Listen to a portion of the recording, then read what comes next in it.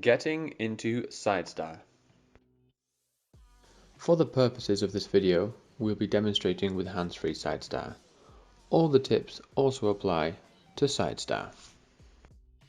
Let's look at the bases points in detail. Luckily for the bases, you only need to do two things. The first one is just to wait. Wait until your flyer center of mass is over your central line the entire time, giving resistance so that they don't fall on you. Secondly, slowly press your flyer, keeping their center of mass in your central line. To go down, squat the flyer until their foot touches the floor and press them to standing. Next, we are going to look at the flyer's points in detail. To start off with, do as much of the side star position as you can without loading weight onto your base. This means taking your torso over and lifting the top leg. Reaching with your shoulder across the base, pivot from your foot until your center of mass hits the base's central line. Initially standing the correct distance away results in this being your exact side star position, with your toes on the floor. Hold this while the base presses you up. So, what is a good side star position? Well, it's having your center of mass over the base's foot, an extended torso, an anchored externally rotated bottom leg, a straight line from your shoulder to your ankle, and being in one plane perpendicular to your base. To come down, wait for your base to squat you and press you up to standing.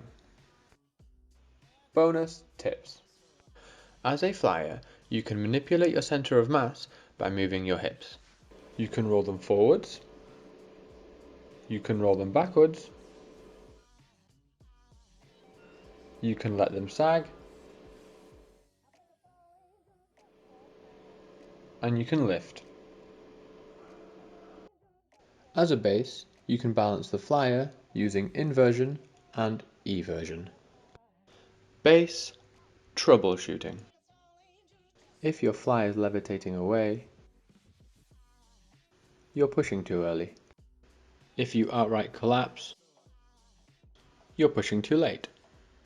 If you find that pressing your flyer up is a lot of work, it's because you're pressing overhead instead of pressing over your center. Flyer troubleshooting. If you're not making it to your base's central line, you're starting too far away.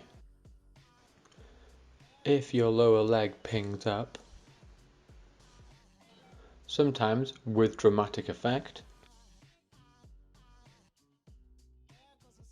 you're starting too close. If your base tells you that you're bulldozing them, do more of a side star shape earlier on in the move. If the system is suddenly violent, stop jumping. Struggling to get your center of mass over the base's foot? Stop snaking. There are two things that we still want to talk about. The first is repetition. 500 attempts at side star really is a drop in the ocean.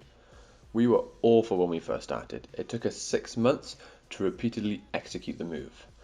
Now we've had 4 years of a side star heavy practice, and we're very aware there's still lots to learn, refine, and improve upon.